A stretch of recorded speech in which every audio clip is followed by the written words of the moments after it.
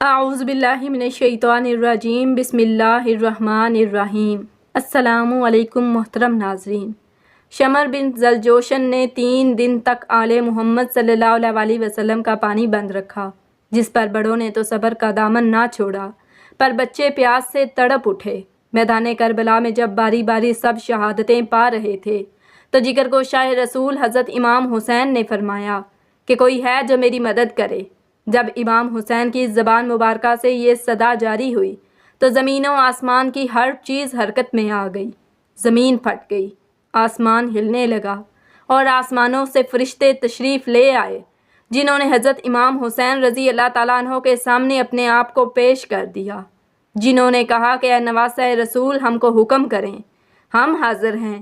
آپ رضی اللہ تعالیٰ عنہ نے فرمایا کہ یہ صدا بس انسانوں کے لیے ہے۔ تمام انسان آپ رضی اللہ تعالیٰ عنہ کی صدا پر مسکرا رہے تھے کہ ایک چھوٹا سا بچہ جھولے سے گر جاتا ہے۔ حضرت رباب اس بچے کو حضرت امام حسین کے پاس لا کر فرماتی ہیں کہ جب آپ نے صدا بلند کی تو جھولے سے میرا اصغر گر پڑا اور وہ آپ کی طرف حرکت کرنے لگا، اور یہ دیکھیے اس کے ہونٹ خشک ہو چکے ہیں، 3 دن سے پیاسا ہے، ماں کا دودھ خشک ہو چکا ہے۔ حضرت امام حسین نے حضرت علی اصغر کو پانی پلانے کے لیے حضرت رباب سے اجازت طلب کی کہ میں ابھی اس کو پانی پلا کر لاتا ہوں۔ حضرت امام حسین اپنے جگر کے ٹکڑے علی اصغر کو لے کر میدان میں آتے ہیں۔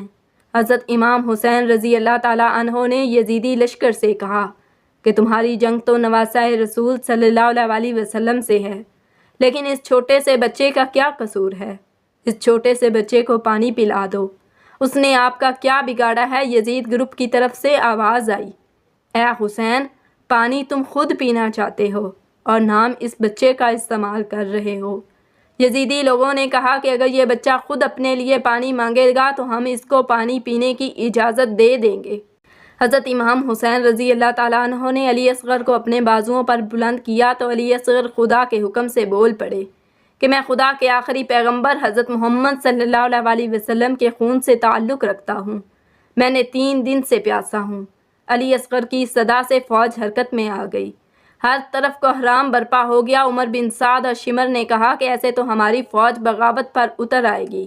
یزیدی فوج کی طرف سے آواز بلند ہوئی کہ ہرملہ تیر چلا۔ ہرملہ نے تیر چلایا۔ ہرملہ کے پاس جو جانوروں کے شکار کے لیے تیر تھا، ہرملہ نے وہ تیر امام علی اصغر کی طرف بلند کیا تو بہت ہی تیز اور 3 کونوں والا تھا۔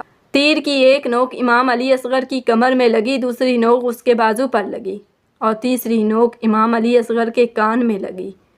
تیر اتنا تیز اور وزنی تھا کہ امام علی اصغر کا جسم چیرتے ہوئے حضرت حسین رضی اللہ تعالیٰ عنہ کے بازو پر جا لگا۔ تاریخ گواہ ہے کہ حضرت علی اصغر کا خون اپنے بابا حضرت سیدنا حسین کے بازو اور ہاتھوں پر پانی کی طرح بہنے لگا۔ حضرت امام حسین رضی اللہ تعالیٰ عنہ اپنے جگر امام علی اصغر کو اپنے ہاتھوں میں اٹھا کر خیمے کی طرف آئے تو بی بی زینب نے عرض کیا کہ یا حسین، میرے علی اصغر نے پانی پیا؟ بی بی زینب کے یہ الفاظ سنتے ہی حضرت سیدنا امام حسین نے اپنے بازوؤں سے امام علی اصغر کو زینب کے حوالے کیا تو بی بی زینب کہنے لگی، اے حسین، جس بدبخت نے ہمارے جگر کے ٹکڑے کو مارا، کیا اس کی کوئی اولاد نہ تھی؟ حضرت سیدنا امام حسین نے فرمایا کہ بی بی زینب، صبر کا دامن ہاتھ سے نہ چھوڑو، خدا کی مرضی یہی ہے جو ہمارے ساتھ ہو رہا ہے۔ ہماری جانیں قربان کرنے سے ہی میرے نانا حضرت محمد صلی اللہ علیہ وسلم کا دین بچے گا۔ آؤ ہم علی اصغر کی قبر کھودتے ہیں اور علی اصغر کو زمین کے حوالے کر دیتے ہیں۔ حضرت سیدنا امام حسین نے اپنے خیمے کے پیچھے حضرت علی اصغر کی قبر کھود کر ان کو کربلا کی گرم زمین کے حوالے کر دیتے ہیں۔ جیسے ہی امام علی اصغر کو دفن کیا گیا تو ہر طرف خون کی نہریں بہنے لگیں۔ جیسے ہی امام حسین کی شہادت ہوئی تو بیویوں کی خیام جلائے گئے۔ حضرت محمد صلی اللہ علیہ وسلم کے دین کی خاطر لڑنے والوں کی گردنیں کاٹی جانے لگی۔ یزیدی فوج نے تمام سادات کی گردنیں ان کے جسموں سے الگ کر دیں۔ پھر عمر بن سعد نے کہا کہ کوئی سر باقی تو نہیں رہ گیا؟ ایک ظالم اور بدبخت نے کہا کہ ایک سر رہ گیا ہے، وہ ہم کو نہیں ملا، کہ وہ کہاں ہے؟ شمر نے کہا اب کس کا سر باقی ہے؟ اس نے کہا کہ حضرت امام حسین کا جو سب سے چھوٹا بیٹا تھا، جسے ہم نے تیر مار کر شہید کیا تھا، اس کا کوئی پتہ نہیں چل رہا کہ حضرت امام حسین رضی اللہ تعالیٰ عنہ نے اس بچے کو کہاں چھپا دیا ہے۔ شمر نے اپنی ساری فوج کو حکم دیا کہ زمین پر نیزے مارو اور علی اصغر کا سر کا سراغ لگاؤ کہ حضرت امام حسین رضی اللہ تعالیٰ عنہ نے اس کو کس جگہ دفن کیا ہے۔ یہ بدبخت لوگ کربلا کی زمین پر نیزے مار مار کر امام علی اصغر کے سر کی تلاش کرنے لگے۔ آخر ایک جگہ پر تیر لگا اور وہاں سے امام علی اصغر کا جسم یزیدی لوگوں کو مل ہی گیا۔